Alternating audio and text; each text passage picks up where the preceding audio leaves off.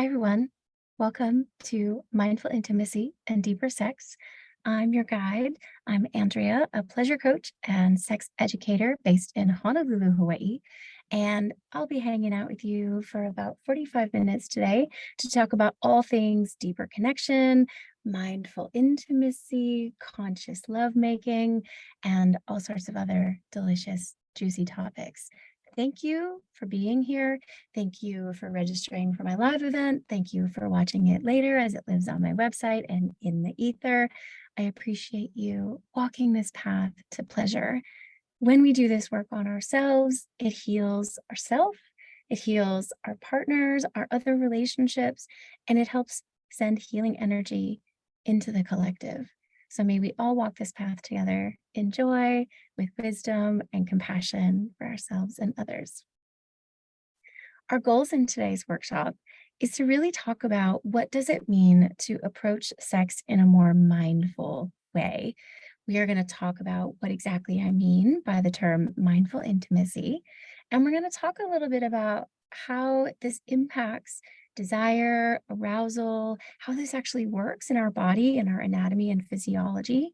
And then I'm going to share my 4 foundations for mindful sex that will help you build deeper connections with your person and with yourself right away. We're also going to do 3 practices, 2 practices, and 1 is a guided session, and then I'll send you home with juicy homework to explore on your own or with your person. We're going to do a breath practice that helps you drop into stillness, feel energy moving in your body, and explore stillness in a different way. And then we're going to do a touch practice that allows you to experience 4 layers of touch within your own skin. And then we'll talk about pleasure mapping, which is how you discover your own buried treasure that lies within your skin using tools from household items to sensation play toys to help you feel more and bring more into your intimate connections. So first, what is mindful intimacy? What is conscious sex? I want to start with a little bit of a definition, a little bit of clarification. A lot of people use the term intimacy and sex interchangeably, and I do not. To me, intimacy is the ecosystem within which we build connection, trust, love, admiration, validation. These are the things that help make space in our relationship for deeper, more connected sex. So if you hear yourself saying, I was intimate last night, or I would like to be intimate tonight, ask yourself, what are you really asking for? Are you craving intimacy that is connection, closeness, love, attention? Or are you craving some physical touch, some arousal, some expression of desire, and maybe an orgasm or 2? These are 2 different things. They are both great. They, of course, overlap.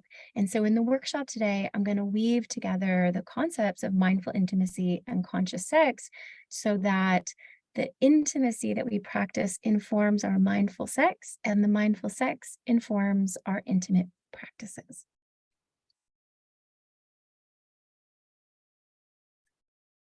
These practices really help us discover, is there more to sex?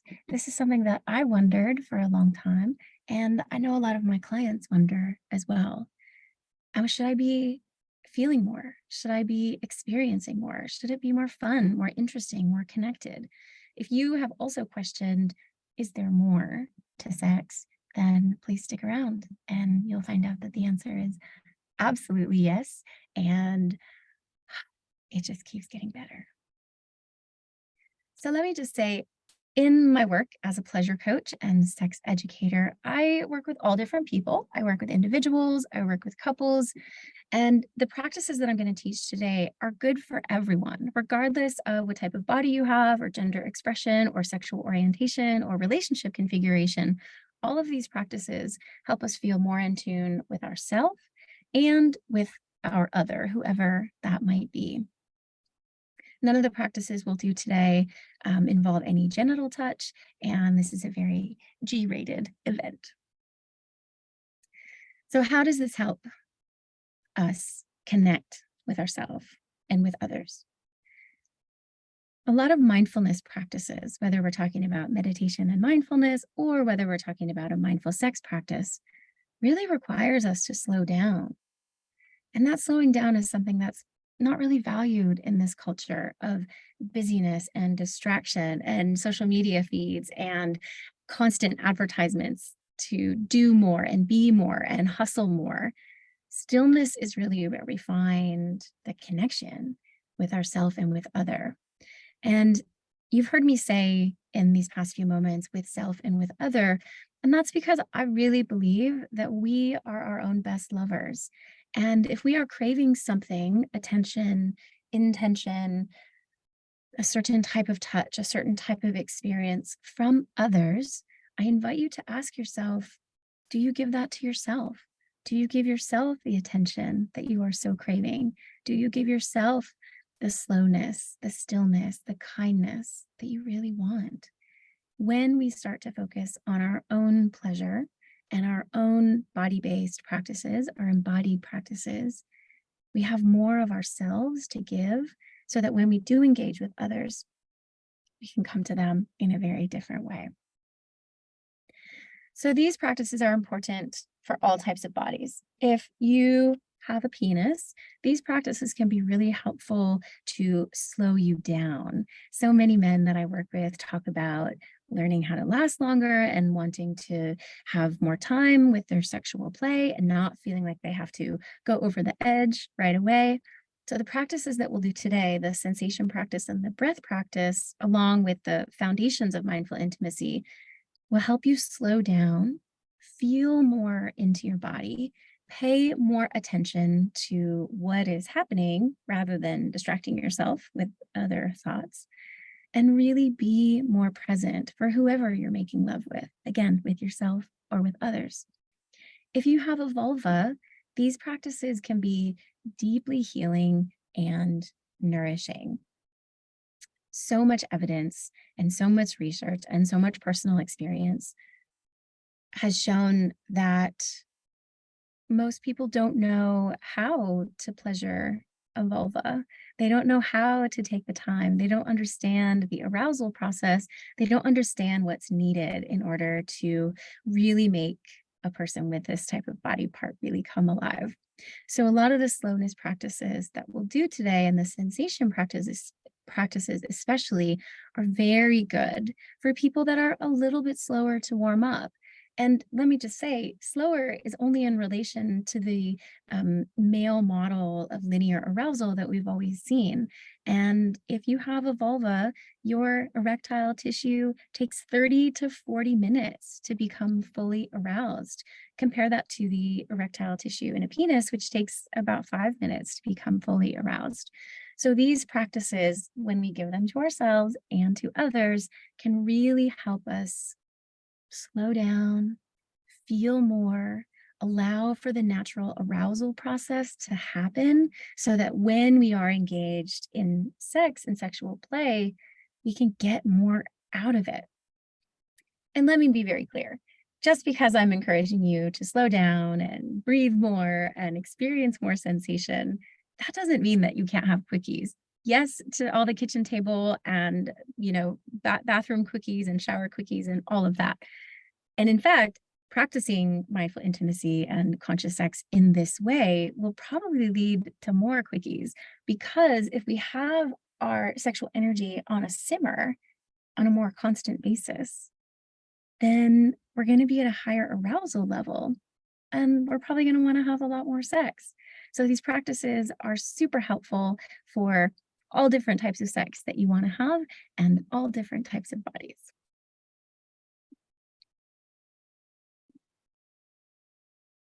The other reason these slow practices are so helpful is because some of us have a responsive desire.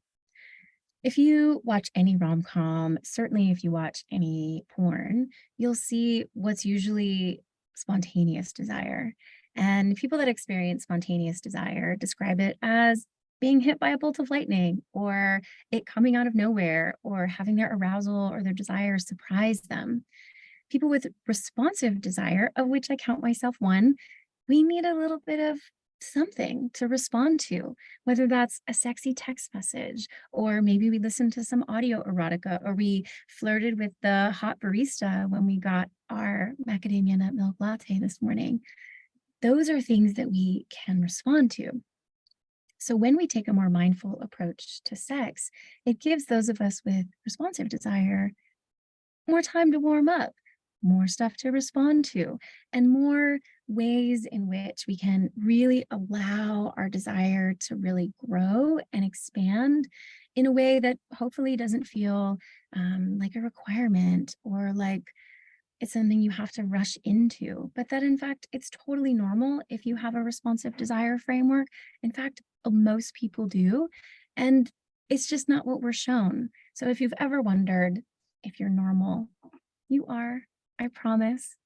And we don't have enough representation of this in media and pop culture. So highly recommend the book Come As You Are by Emily Nagoski. She's a sex researcher and really dives really deep into this topic and helps people figure out how to work with their different desire frameworks. So now I want to talk about the 4 foundations to mindful sex or mindful intimacy. The first of these, as you may expect, is mindfulness. So we know from decades of research by Dr. Laurie Brodo, who's a Canadian psychologist, we know that mindfulness is super helpful for helping us feel more and be more present in sex. Dr. Brodo's research primarily focused on women, but we also know that this works on men and everybody else. When you have a meditation practice or a mindfulness practice, and even in yoga, you probably know that your brain tends to wander off. Our brains are meant to think about the grocery list and worry about that email that we forgot to send and remember that it's mom's birthday and you have to send a card. Our brains are meant to distract ourselves. There's nothing wrong if that happens to you. The goal of meditation, mindfulness, yoga to a certain extent, and certainly mindful sex would be to bring it back. Regardless of where your mind goes, you always want to bring it back without judgment, with kindness. Just say, oh, my mind wandered again. How can I bring it back into my body? How can I feel more of what is happening right now? Dr. Brodo's research showed that when women had a mindfulness practice in daily life, it still directly impacted their experience of sex. And one of the primary ways that this helps us is by helping reduce what's called spectatoring. And spectatoring happens to a lot of us during sex. And what it means is that when we're engaged in whatever we're engaged in, we're often looking at ourselves from above. We're wondering, am I doing it right? Does my person like this? Do I like this? How does my butt look? That type of spectatoring literally takes us out of our body, keeps us focused on things that are external. When we are focused on things that are external, we're not going to be having our most pleasurable, most sensational experience. Spectatoring also often involves a lot of judgment. And so when we notice our mind wandering, whether it's to the grocery list or to some sort of judgment we might have about ourselves or what we're doing or how our body looks, we can gently remind ourselves to come back to our breath, come back to our stillness, come back to sensation. What am I feeling? Where am I feeling it in my body? And this type of mindfulness practice can really help deepen how you engage with sex with your person or your people and with yourself. So it's really important to remember that this is also a practice, right? Just like meditation or mindfulness, you're not going to sit down on the cushion immediately and become a master meditator. This takes decades of work. So too with mindful sex, we need to give ourselves an opportunity to practice these things. Maybe you talk about it with your partner. I definitely encourage you to talk about it with your partner. And maybe it's something you practice on your own because you notice your mind wanders. You notice that sometimes you get distracted. And maybe you feel embarrassed by that. I promise you it's normal. And I hope that this technique will help you zoom back in onto what's happening in your body at any given time. The second aspect, the second foundation of mindful intimacy is slowness and stillness. When we slow down during whatever activity we're doing, whether we're eating or drinking tea or preparing food or having sex, of course, giving ourselves the space and time to do these things can help us be more present to whatever is happening. Spaciousness in our playtime can make things really, really juicy when we don't have to rush, when we know I'm not in a hurry, when we know our partner isn't in a hurry, when we give ourselves the space and the time to relax into our activities, whatever they might be, we can experience a depth of pleasure and a depth of sensation that may not be available if we're moving through the motions very quickly. Just like we can eat mindlessly while we're driving or eat mindlessly while we're watching TV, we can also move into sex mindlessly, move into touch mindlessly, where we're sometimes people are just going through the motions. And if that is your habit with yourself or with your partner, I encourage you to slow down. Sometimes just dialing it back a little bit can totally transform the experience. And I invite you to try that. The other part of this is stillness. And by stillness, I really mean not moving, especially when we're having sex. And this is, again, kind of counterintuitive to what we see in TV, rom-coms, certainly counterintuitive to what we see in porn. But it's an aspect of slowness that is often really overlooked. And if you have a vulva, this is especially important and I think especially juicy. If you have something inside of you, a penis, a dildo, fingers, a tongue, whatever it may be, stop moving and just see what happens. Like literally just stop moving.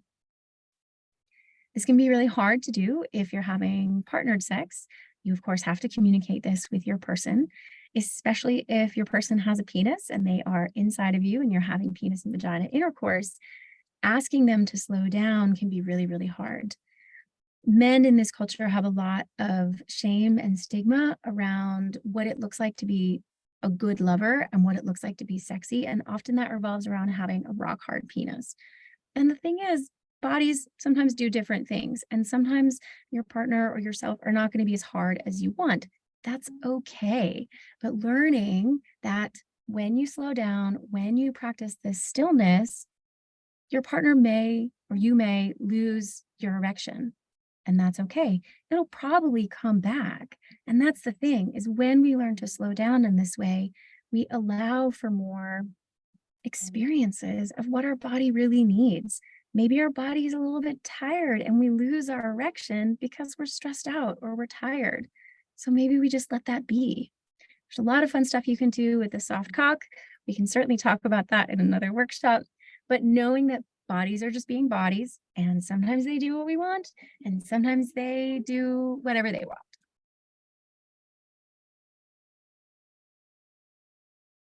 This slowness and stillness also applies to non-sexual touch. And here we began the weaving of non-sexual intimacy building practices and sexual practices. When I think of intimacy building practices, I think about non-intimate touch. That is, or excuse me, non-sexual intimate touch. That is touch that's meant to nurture, be therapeutic, be connecting, but doesn't have the expectation of sexual performance. And so many people in couples that I work with, in experiences that I've had, a lot of people use touch as a way to get to sex. And when we experience touch in that way, it means that we don't get to experience the range of touch that our body really needs. We need nurturing touch, which is a snuggle or a cuddle when we've had a hard day. We need therapeutic touch when our back is sore and we need to get a massage. And we need sexual touch because not everybody, but a lot of us need sexual touch, and these are different. So when we are in a partnership or in a relationship, really finding ways to be mindful about your touch practices, about intimacy building practices. Like maybe we cook dinner together. Maybe we snuggle on the couch without phones, without TVs. Maybe we do an activity together, like running or tennis or swimming. Maybe we take a shower together. And some of these might be flirtatious or maybe even a bit arousing. But when we experience these non sexual, intimate practices, it helps build that connection, build that healing, respectful, validating, loving connection so that it allows space for more play, for more sex. The third foundation of mindful intimacy is attention. So I don't care what activities you like to do in the bedroom, as long as they are consensual and everybody is in agreement, but I want you to give it your full attention. I want you to be as focused as possible on the task at hand. So whether you are making love with someone or you're going down on someone or you're using your hands on someone in some way, I want you to do only that. That is its own mindfulness experience when we focus on just one specific activity.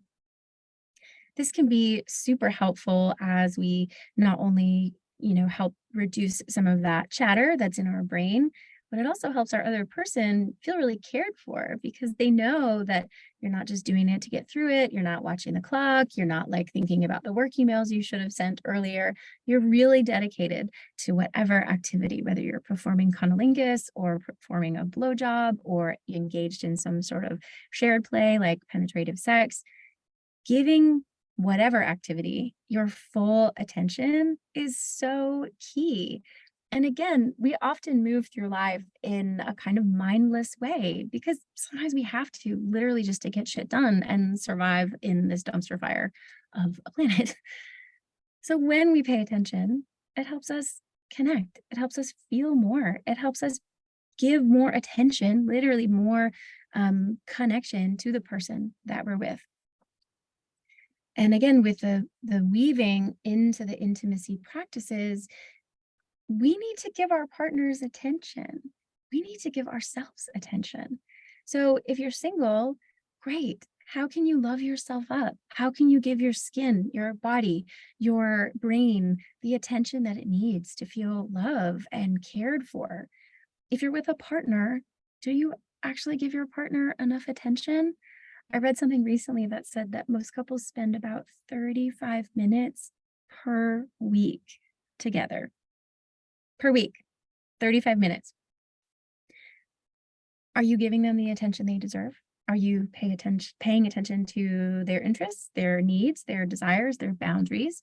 Are you paying attention to their moods and their energy? This type of attention might seem like it takes a lot of work, but relationships take work.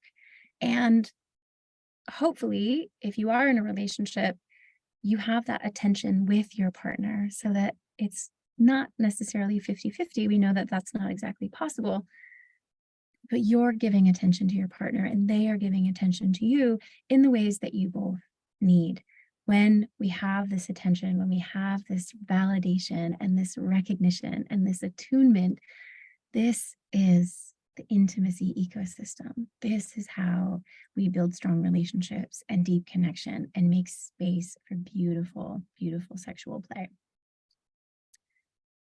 Our fourth foundation of mindful intimacy is intention. So we want to have attention on what we're doing, and we also want to have good intentions. We want to be sure that we're doing the thing that's what they want to do and that we're doing it with love. I work with a really beautiful consent framework called the Wheel of Consent. It was created by Dr. Betty Martin many years ago, and it is wildly helpful for all the people I work with, couples, individuals, everyone. One of the things that's most valuable in this, and there are many, is it differentiates between the touch that we give and the touch that we take. And if you've never thought about the difference before, I want you to recollect on maybe some recent sexual play you've had, or maybe some other relationships you may have had, where having that distinction between touch that is giving and touch that is taking might have been a helpful framework. I know when I learned it, it really blew my mind around how I felt like most of my former partners had been giving touch that was taking, and yet they thought they were giving. So now that I have this distinction, now I know what is the intention of this activity that I'm going to do.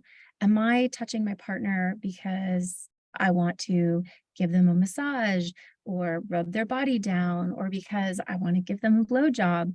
Or is it because they want it and I am in service of them? Am I giving them a massage because they need it? Or am I giving them a massage because I want to put my hands on them?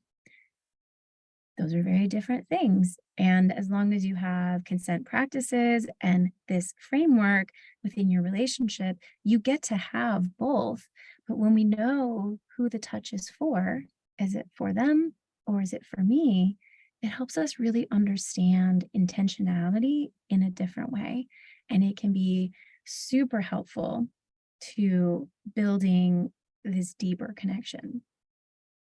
And again, as we weave this together, bringing intentionality into your relationship as a whole really dovetails with the attention part, right? What intentions are we bringing into our relationship? Am I here to care for this person? Am I here to love for this person? Do they know that I'm going to stick around even when I'm in a shitty mood? Do they know that even when we're in fights, that we're in it together? Are we fighting on the same team when we have arguments? Or is one of us trying to be right and trying to one up the other person? The intentionality of connection, togetherness, building this intimacy container is super helpful and I think super healing. Okay, so now we're going to move on to our mindful intimacy practices. And I'm going to lead you through a short breath work, just about 5 minutes. And then we'll do a gentle touch, a self-touch practice. So you don't need anybody else with you. You can certainly have other people with you in the room. And this is just a solo practice, a G-rated solo practice. And then I'm going to walk you through our pleasure mapping. So to get started with our breath work, I want you to really feel your butt on the ground, on the seat, on the couch, on the bed, wherever you might be sitting. And just feel what your butt feels like on whatever surface it's on. If you can, put your feet flat on the ground. This helps keep our connection grounded. And just notice where your breathing is at in this moment. There's no need to change anything. There's no need to alter it in any way. Just noticing in this moment.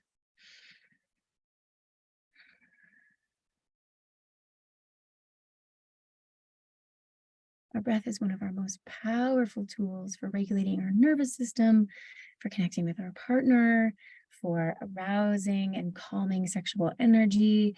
And this will give you just a little bit of taste of how you can feel more into it. So we're just breathing normally. And I invite you to put your hand on your heart and put another hand on your belly. And just breathe into these two spaces in your body. And on your next inhale, deepen your inhale a little bit so that your hand and your chest moves just a little bit outward. Lengthen on the exhale, just a little bit. Inhale, exhale.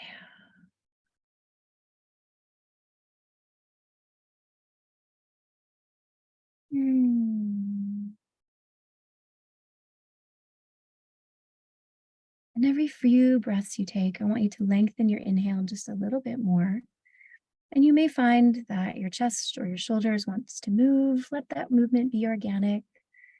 And if not, that's okay too.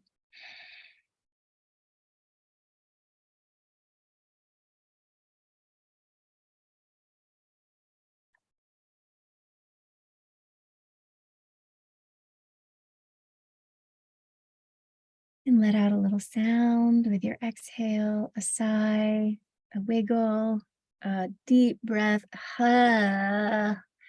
whatever feels good. Move through any energy that might be stuck in you. Shake off your day, shake off whatever happened before this. Ah. And then I want you to feel your breath in your belly. So inhale enough so that you're expanding this part of your body. Let it be free, let it be soft. We often clench our belly. We don't let it be soft. So let this sweet, soft part of you just be natural. What happens when you breathe into this belly space?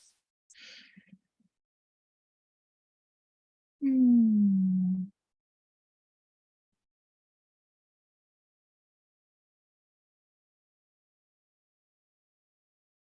Hmm. And take two more breaths there at your own pace.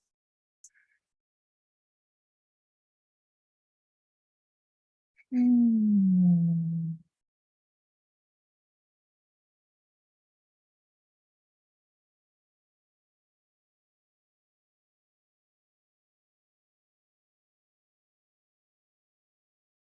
Your next inhale, I want you to imagine that you're engaging your pelvic floor. If you know how to use your Kegel muscles or your pelvic floor muscles, feel free to give them a little squeeze. For me, it works to squeeze on the inhale, relax on the exhale. If you've never worked with your pelvic floor before, imagine the sensation of holding in a fart or holding your urine in midstream. That's your pelvic floor. And when we squeeze those muscles gently, it engages so many juicy, important parts of our body. Our reproductive organs, if we have them, it can arouse and engage our genitals.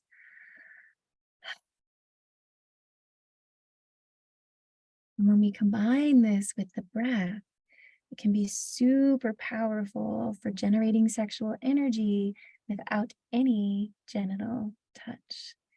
So inhale and squeeze. Relax on the exhale. Inhale and squeeze.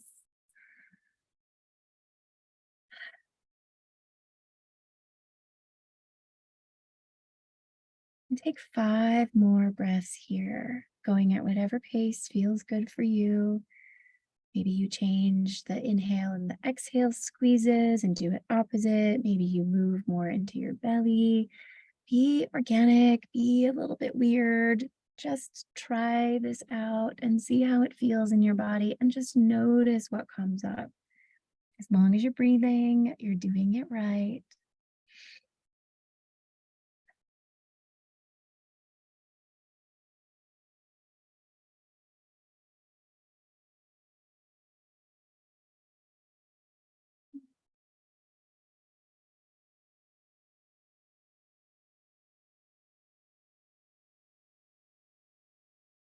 Hmm.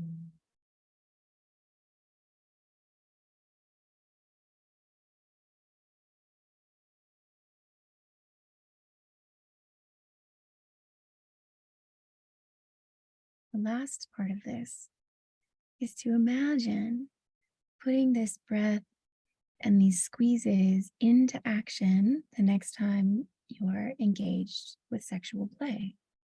What would it be like to focus on your breath, to feel into your heart, to relax your belly, and feel into your pelvic floor with some gentle squeezes as you're playing?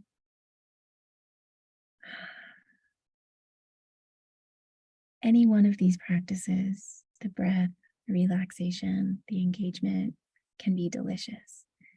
When we combine them with sexual play, it can really transform how we experience pleasure and sensation in our body. So just feel for one more minute these squeezes, the breath in and out.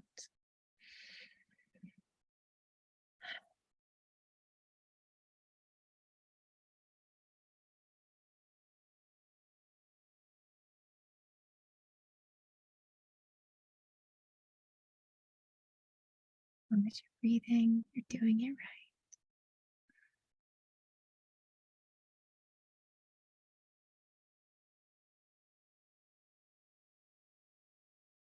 And then bring your breathing back to normal. And just notice what you might feel.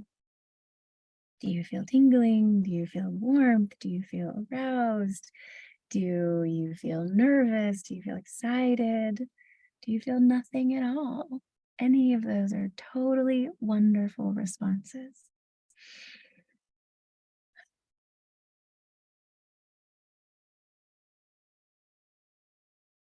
Mm. Even in a short breathwork practice like that, I'm reminded every time I teach this how powerful even a few minutes of this can be for our nervous system, for our physical body, for our mental state, and yes, of course, for our connection and sexual arousal.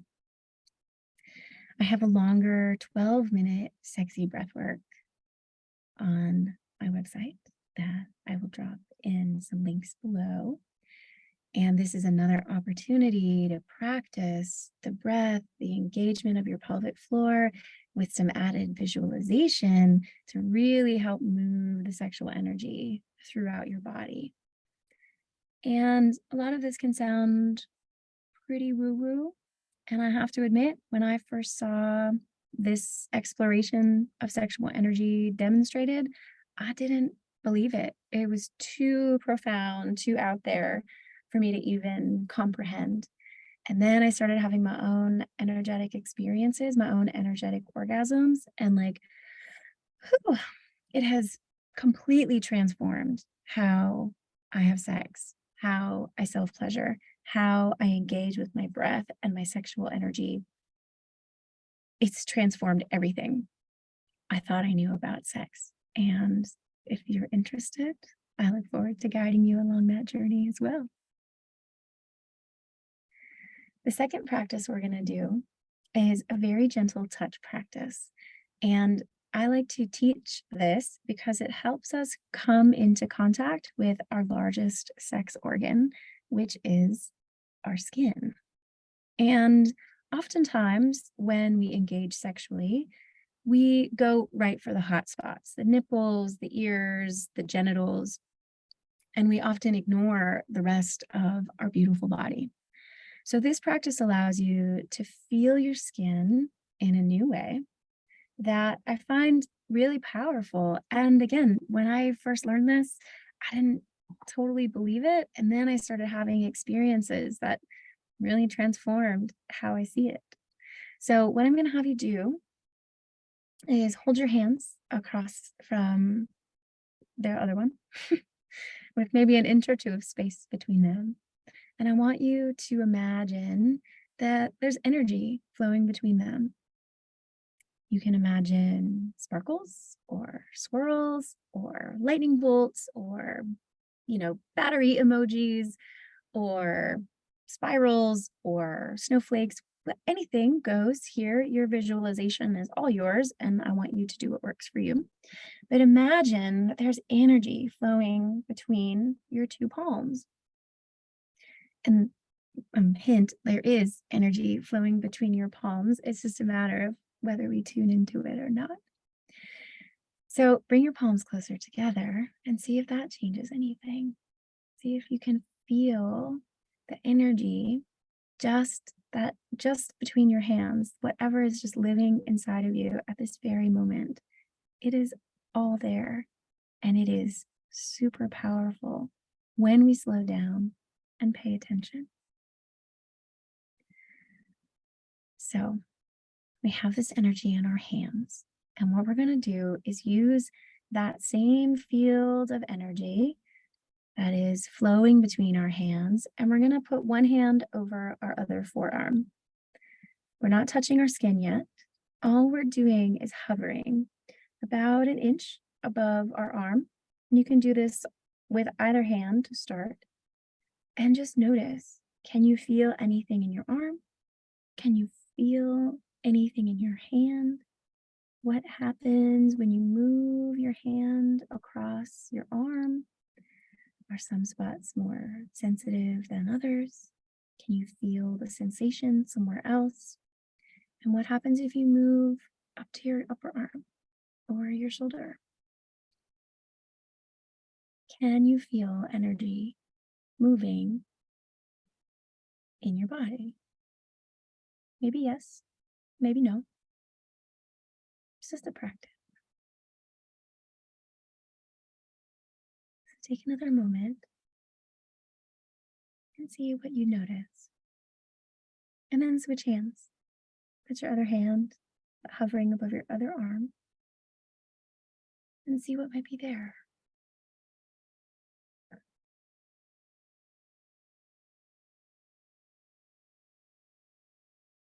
Again, we're just noticing.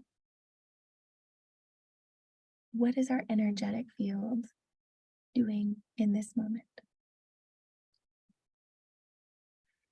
Next, I want you to go back to the original hand, and we're going to touch just the very top layer of your skin. So for me, I have kind of furry arms, so this is just the top of the hair on my arms. I'm not actually touching the skin, I'm just barely hovering. And this type of touch activates the tiny nerve fibers that we have in our hair follicles and in our skin. For some, this might be really ticklish. For others, it might be super arousing. I almost always get goosebumps when I do this because it's doing something for sure. It's moving the energy. So just notice. And then switch hands. Do it on the opposite arm. Maybe one is more sensitive than the other. Maybe one hand has more power than the other. You tell me.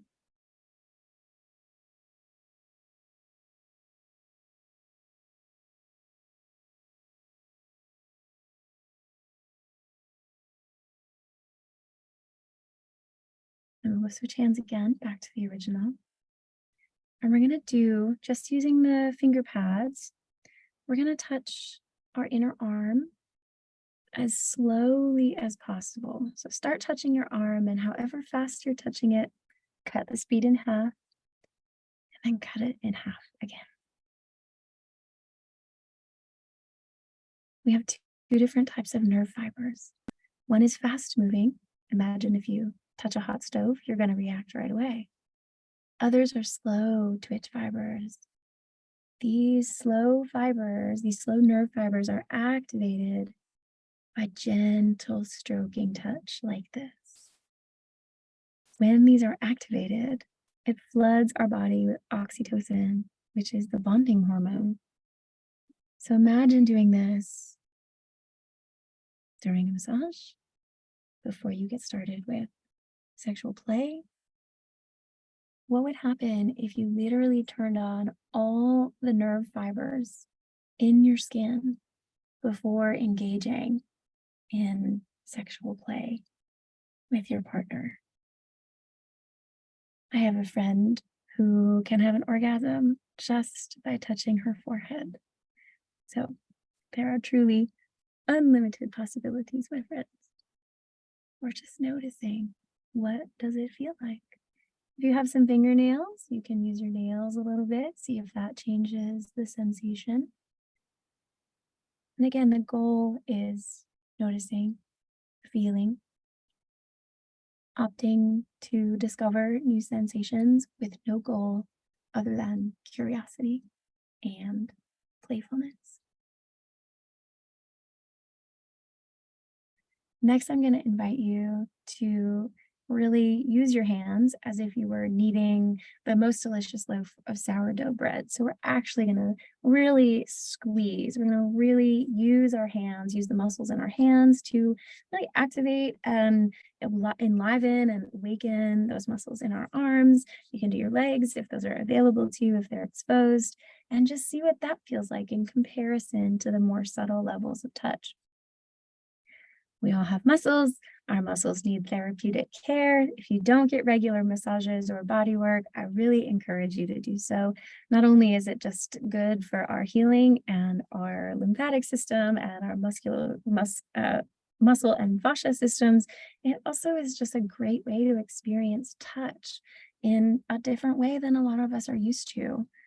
Many people are touch starved, and I invite you, if this is something you struggle with, to book a massage, to find a friend who can give you a foot rub, to figure out a way that you can get some touch in your life so that you can experience some of this activation and some of this sensation. So we're just noticing, right? We have the energetic layer, the very top layer. We have the very slow touch to activate our fibers, and then we have the deeper muscle and fascia that you can work also.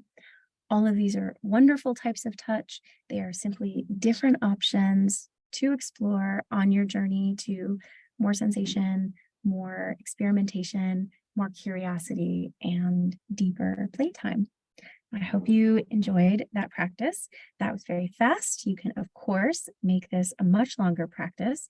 And I have instructions on my website for a couples practice called Sensate Focus.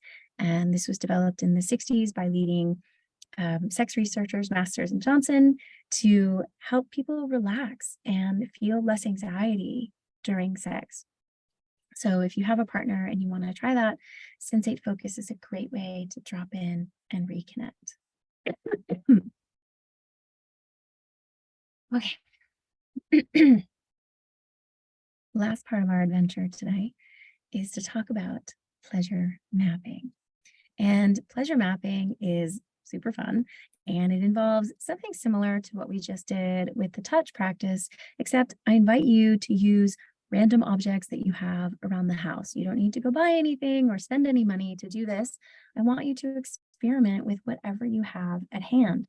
And the goal, much like the touch practice, is just curiosity. Again, we're activating all of these delicious nerve fibers that live within our skin, and we're experiencing different sensations literally for the goal of experimentation.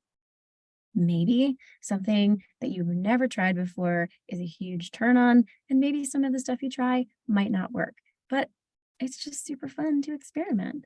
So I have a document that I will link down below that has a list of common household items that you could use to create a myriad of sensations in your body.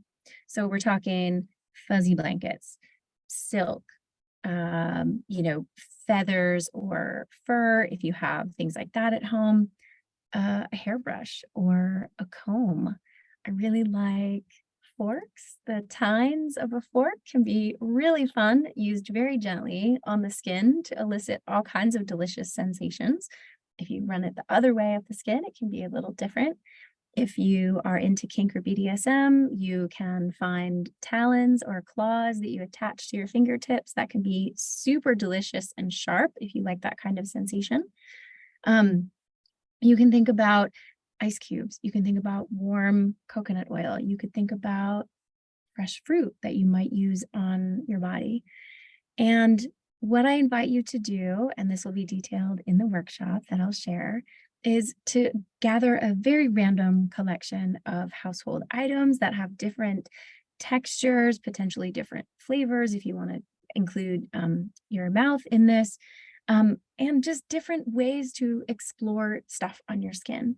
And then the document gives you different checkboxes to say, what would happen if I used a comb on my forehead or a hairbrush on my forehead? Or what if I used that beautiful fuzzy blanket on my forehead and on my face? How can I experience these different sensations in different ways? Maybe the fuzzy blanket feels awesome on your face and feels like tickle torture on your feet. Great. Just information, no judgment. And, maybe you try some stuff that like doesn't quite work. That's fine. But now you know that, hey, I don't like icy stuff on my feet. I don't like furry stuff on my legs.